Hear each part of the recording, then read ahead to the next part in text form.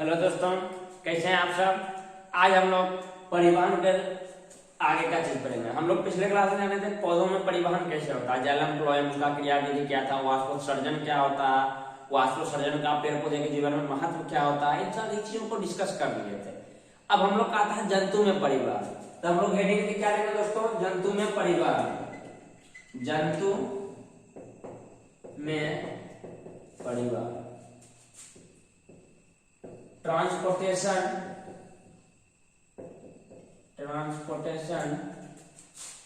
In animal. दोस्तों animal से confuse नहीं होगा, जानवर की बात कर रहे हैं। बायोलॉजी की दुनिया में मनुष्य को भी जानवर ही कहा गया है। बहरहाल हम लोग देखते हैं जंतु में परिवहन।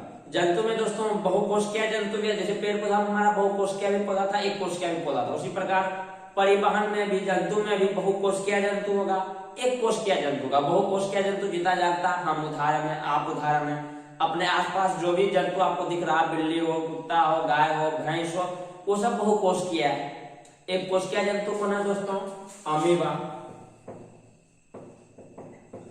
जीवाणु, ये सब हमारा क्या, अमीबा, जीवाणु, पैरामीशियम, ये सब हमारा एक कोशिकीय जीव है।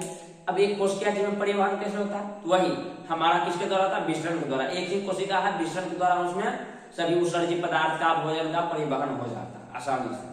ठीक है, तो हम लोग को आप लिख लीजिएगा एक लाइन में, एक कोशिकीय पौधों में, एक कोशिकीय जंतु में परिवहन विसरण के द्वारा होता है, उसके पूरे शरीर के सतह से परिवहन होता है।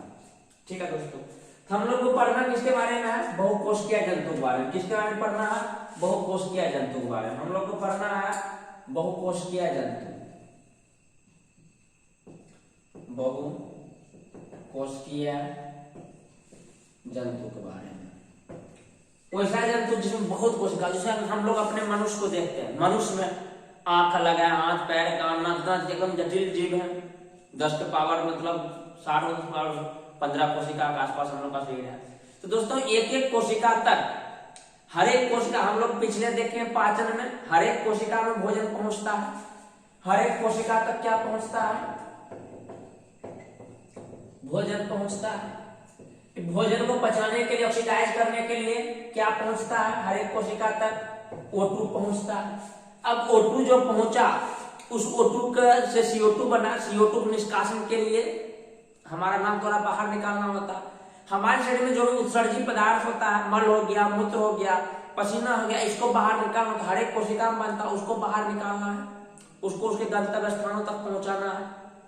उसके बाद हमारे शरीर में बहुत सारा हार्मोन्स होता है, जो हार्मोन रिलीज होता है, जिससे हम लोग अपने भावनाओं को कंट्रोल करते हैं, अपने भावनाओं में के अनुरूप हम बिहेव करते हैं। जैसे हम बड़ा, जैसे अभी हम देखिएगा हमको दाढ़ी मोछ सब आया हुआ, आप में नहीं आया हुआ, तो अभी आप में वो टाइम नहीं हुआ जो हार्मोन रिलीज हो। अब हार्मोन क्या होता है, कैसे होता है, हम लोग इसके बाद का नेक्स्ट चैप्टर में पढ़ेंगे नियंत्रण और समन्वय में। हम बहुत इंटरेस्टिंग चैप्टर है, आसानी से आपको समझ में आएगा। तो दोस्तों हमारा जो बहुकोशिकीय जंतु हो गया, भोजन हो गया, O2 हो गया, उत्सर्जित पदार्थ हो गया, उत्सर्जित पदार्थ हो गया, हार्मोन हो गया, इन सब के परिवहन के लिए बहुत जरूरी है। हार्मोन कहीं पर एक ग्रंथियां हुआ हार्मोन रिलीज होता है, लेकिन उसको असर कहीं और करना है, वहां तक पहुंचाने वाला कोई होना चाहिए। उत्सर्जित पदार्थ हर एक कोशिका में बन रहा है, उसको लेके उसको गंतव्य मलमूत्र तक पहुंचाने के लिए, जहां से मलमूत्र द्वार तक पहुंचाने के लिए कोई होना चाहिए। पूरे शरीर में O2 फैलाने के लिए कुछ होना चाहिए, भोजन को ले जाने के लिए कुछ होना चाहिए। दोस्तों इन सबको ले जाने के लिए जिस सिस्टम की आवश्यकता होती है, उसे हम लोग क्या कहते हैं, परिवहन तंत्र कहते हैं। कहे कि जंतु में परिवहन सिर्फ अकेले से नहीं होता, एक पूरा सिस्टम लगता है, पूरा एकदम जखीरा लगता है सामानों का, तब जाकर हमारे चीजों में ये सब पदार्थों का परिवहन हो पाता है। अगर हम बात करें, मान लीजिए आपको कहीं बाहर से कोई सामान मंगाना, दिल्ली से, मुंबई से, पहले मान लीजिए बहुत कीमती सामान प्लेन से आता है, फिर हम लोग का डिलीवरी मतलब ट्रक से आता है, फिर डिलीवरी पे घरे घर पहुंचाता है। उसी प्रकार हम लोग के शरीर में भी उसी टाइप सिस्टम काम करता है, इन सब चीजों को एक जगह से दूसरी जगह जहां जिसकी आवश्यकता है वहां पहुंचाता है। दोस्तों तो बात समझ के परिवहन तंत्र क्या होता है, तब आप लोगों को हेडिंग दीजिएगा परिवहन तंत्र। परिवहन तंत्र क्या होता है दोस्तों, मनुष्य में भोजन को, ऑक्सीजन को, उत्सर्जित पदार्थ को, उसके बाद हार्मोन्स को एक जगह से दूसरी जगह ले जाने के लिए जिस तंत्र की आवश्यकता होती है उसे परिवहन तंत्र कहते हैं। इन सब चीजों को एक जगह दूसरी जगह ले जाने के लिए जिस तंत्र की आवश्यकता होती है उसको क्या बोलते हैं दोस्तों, परिवहन तंत्र कहते हैं। मनुष्य का जो परिवहन तंत्र होता है, अब उसमें क्या क्या पाया जाता है हम लोग देखते हैं। परिवहन तंत्र का अवयव क्या क्या होगा। परिवहन तंत्र के अवयव का बात करेंगे, परिवहन तंत्र के अवयव की बात करेंगे ना दोस्तों, इसमें हमारा सबसे महत्वपूर्ण और इंपोर्टेंट आ जाता है रक्त। ये हमारा क्या आ जाता है, रक्त। दूसरा हमारा दोस्तों क्या होता है, अब रक्त जो इन सब चीजों को ले जाता है, जितना भी चीज था सब रक्त से रुक जाता है। लेकिन रक्त को देखिए, अब अगर बात करिएगा, धरती सब चीज को नीचे खींच रही है। जी हाँ सर, गुरुत्वाकर्षण बल के कारण, बहुत बढ़िया। तो जाहिर बात हमारे शरीर का हर एक अंग को भी नीचे खींच रहा होगा। सही बोले सर, नीचे खींच रहा। अब जब रक्त मान लीजिए नीचे जाएगा तो रक्त तो नीचे ही रह जाएगा, ऊपर कोई लाने वाला होना चाहिए। अब जो ऊपर मान लीजिए आ गया तो उसको ब्रेन तक पहुंचाने वाला, उसको पहुंचाने के लिए फोर्स लगाना पड़ेगा, एक्स्ट्रा बल लगाना। जैसे मान लीजिए यहाँ रखा हुआ, इसको हम ऊपर उठा रहे, बल लगा रहे हैं, नीचे अपने आप आ जाता है, नीचे अपने आप आ जाएगा। लेकिन नीचे से ऊपर पहुंचाने के लिए इसको ताकत लगेगा। ऊपर मस्तिष्क तक भी हमारा कोशिका वहां भी पहुंचाना है, पैर को अंगूठा से लेकर वहां तक पहुंचाते रहना। उसके लिए हमारा कोई ऐसा तंत्र चाहिए, कोई ऐसा मतलब आदमी चाहिए जो इस काम को रिस्पॉन्सिबिलिटी के साथ करे। तो हम लोग का वो काम कौन करता है दोस्तों, हृदय करता है, हार्ट करता है। हार्ट करता बहुत इंपॉर्टेंट रोल है दोस्तों। ये हमारा ब्लड हो गया। अब तीसरा क्या, अब हार्ट क्या है, ब्लड को पहुंचाने का काम करेगा, खींचने का काम करेगा। लेकिन उसको ले जाने के लिए भी तो कुछ चाहिए ना दोस्तों, ले जाने के लिए रास्ता चाहिए। तो उसको हम लोग क्या कहते हैं, रक्त वाहिनियां कहते हैं। रक्त वाहिनियां, रक्त वाहिनियां, ब्लड वेसल्स, ब्लड वेसल्स। तो रक्त हो गया, हृदय हो गया, रक्त वाहिनियां हो गया। रक्त चीजों को ले जाता है, हृदय उसको एक दूसरे का पहुंचाने का काम करता है। रक्त वाहिनियां जिस होकर वो रक्त प्रवाहित होता है। दोस्तों ये चीजों हमारे शरीर में बहुत इंपॉर्टेंट रोल अदा करता है, या यूं कह सकते हैं आप, यही तीनों की वजह से हमारे शरीर में क्या होता है, परिवहन होता है। किस चीज का, पदार्थों का। पदार्थों के पास में भोजन का हो, चाहे ऑक्सीजन का हो, चाहे कार्बन डाइऑक्साइड का हो, चाहे हार्मोन्स का हो, चाहे उत्सर्जी पदार्थ का हो, सबका परिवहन रक्त, हृदय और रक्त वाहिनियां के द्वारा होता है। दोस्तों एक चौथा अवयव भी होता है, उसका भी हमारे लाइफ में बहुत इंपॉर्टेंट रोल है, जिसका नाम है लसिका। ये तीनों मिलाकर दोस्तों हमारा कहलाता है परिवहन तंत्र कह सकते हैं, या ये तीनों मिलकर बनता है हमारा दोस्तों परिसंचरण तंत्र। क्या बनता है, परिसंचरण तंत्र, परिसंचरण तंत्र बनता है। ये तीनों मिलकर हमारा क्या बनता है, परिसंचरण तंत्र। सर्कुलेटरी सिस्टम, वैसा सिस्टम जिससे हमारा कोई चीजें सर्कुलेट करे, कोई चीज जाए एक जगह दूसरी जगह जाए, वो हमारा क्या कहलाता है, परिसंचरण तंत्र कहता है दोस्तों।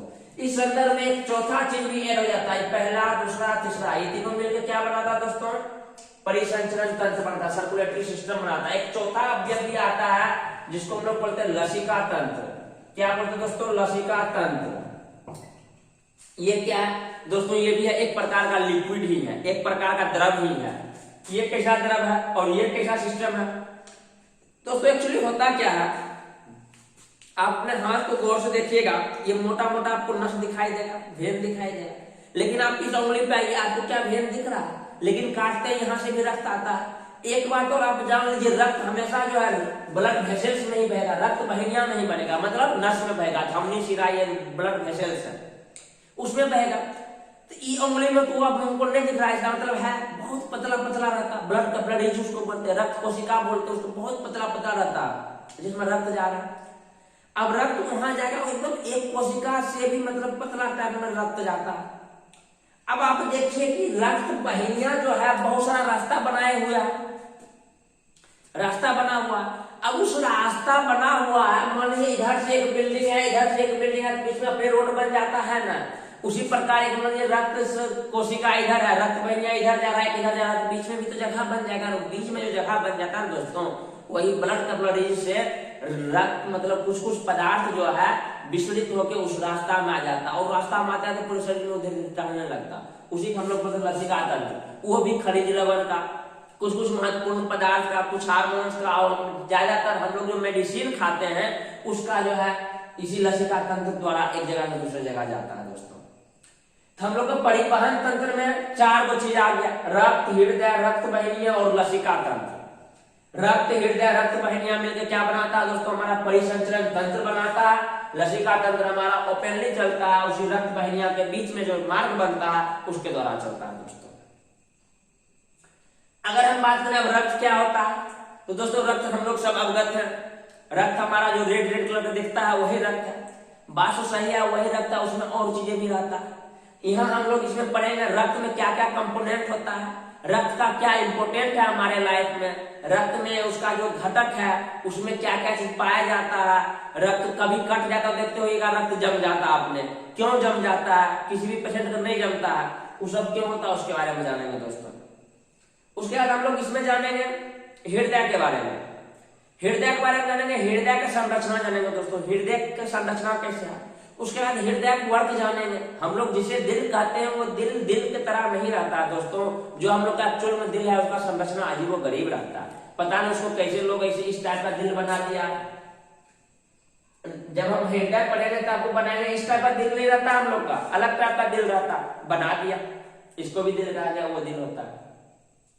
तो उसका सारा हम लोग संरचना देखेंगे, उसका क्रियाविधि देखेंगे, उसका वर्किंग प्रोसेस देखेंगे, काफी इंटरेस्टिंग है, बहुत आसानी से समझ में आएगा। इसका डायग्राम एकदम चुटकी में आप लोग बनाएंगे, बहुत एग्जाम पॉइंट ऑफ व्यू से, उससे भी ज्यादा नॉलेज पॉइंट ऑफ व्यू से बहुत इंपॉर्टेंट चीजें हैं। हम लोग अपने बारे में जानते हैं कैसे हमारा बॉडी वर्क करता है।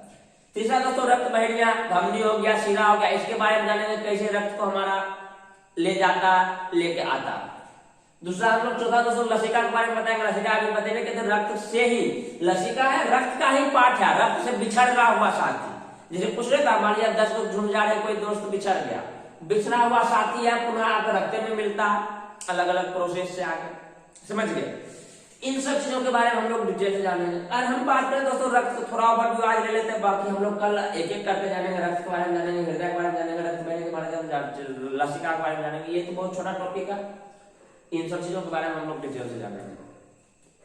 फिलहाल थोड़ा एक ओवरव्यू लेते हैं रक्त का। रक्त दोस्तों हमारा रेड कलर का चीजें होता है, वो हमारा एक क्षारीय द्रव है। आप लोग अगर पता है तो कमेंट बॉक्स में बता दीजिए रक्त का पीएच मान कितना होता है, फटाक से बता दीजिए। रक्त क्षारीय का कितना अनुमान लगा सकते हैं, 7 से ज्यादा नहीं होता। दूसरा बात दोस्तों रक्त दो चीज से मिलकर बनता है, एक ठोस पदार्थ, एक द्रव पदार्थ। और उससे भी बड़ी बात, रक्त हमारा क्या तरल अवस्था में पाया जाता है। रक्त हमारे शरीर के हर एक पार्ट को कनेक्ट करता है, इसीलिए इसको बोलते हैं संयोजी ऊतक। शरीर के जो हर एक पार्ट को कनेक्ट करता है उसको बोलते हैं क्या, संयोजी ऊतक। रक्त हमारा तरल है, इसलिए रक्त को हम लोग क्या बोलते हैं, तरल संयोजी ऊतक। रक्त को क्या बोलते हैं, तरल संयोजी ऊतक। रक्त को क्या बोलते हैं दोस्तों, तरल संयोजी ऊतक। रक्त में दोस्तों हमारा WBC, RBC, प्लेटलेट्स, 3 को कण पाया जाता है जो हमारा रक्त निर्माण करता है। चौथा इंग्रेडिएंट होता है इसमें प्लाज्मा। तो रक्त का अगर बात करेगा, रक्त में 4 गो चीज रहता है, प्लाज्मा जो लिक्विड अवस्था में रहता है, RBC, WBC, प्लेटलेट्स, ये तीनों ठोस अवस्था में रहता है। ये चारों चीज मिलकर हमारा क्या बनाता है, रक्त। इन सब का कंपोजिशन हम लोग नेक्स्ट क्लास में देखेंगे। रक्त के बारे में समझ गए। रक्त का रंग लाल क्यों होता है, इनके बारे में हम लोग जानेंगे। हालांकि हम तो पिछले श्वसन चैप्टर में भी, इसमें भी कुछ मतलब प्रीवियस क्लास में बताएं रक्त का लाल कलर क्यों होता है। हीमोग्लोबिन वर्णक के कारण होता है। हीमोग्लोबिन के वर्णक में हमारा आयरन मटेरियल रहता है, आयरन एलिमेंट रहता है दोस्तों, समझ गए। उसी प्रकार हृदय के बारे में जानेंगे। हृदय के बारे में हृदय नहीं जानेंगे, हालांकि एक वीडियो लेक्चर इसका पहले से रिकॉर्ड है यूट्यूब पे, फिर भी हम लोग आप लोग को क्लास में कंटिन्यू भी बताएंगे, बहुत ईजी से, बहुत आसानी से समझ में आएगा। रक्त वाहिनियां में हमारा धमनी और शिरा आता है, और कुछ रक्त कोशिका आता है, मतलब कैपिलरीज होता है, उनके बारे में जानेंगे दोस्तों। आई होप कि परिवहन तंत्र जंतु में क्या होता है, परिसंचरण तंत्र क्या होता है, इन चीजों के बारे में आपको समझ में आया होगा, ओवरऑल आइडिया मिला होगा क्या होता है, कैसे होता है। एक एक करके हम लोग जो है नेक्स्ट लेक्चर से इन चीजों को कवर करेंगे, आसानी से समझ में आएगा। नॉलेज लेना है, नॉलेज जान के आगे आपको जीवन भर काम आने वाला। एग्जाम बस एक पड़ाव है, एग्जाम में भर का नंबर लाना है, इतना नंबर लाना है, रिकॉर्ड तोड़ना है। नॉलेज पॉइंट ऑफ व्यू से भी बहुत चीजें जानकारी रहना चाहिए। ये हमारे शरीर के बारे में है, हमको अपने शरीर के बारे में ज्यादा अवगत रहना, समझ गए। आई होप कि आप लोग को मजा आ रहा होगा, चीजें समझ में आ रहा होगा। मिलते हैं हम लोग हाईली एनर्जी के साथ नेक्स्ट लेक्चर में, तब तक के लिए जय हिंद दोस्तों।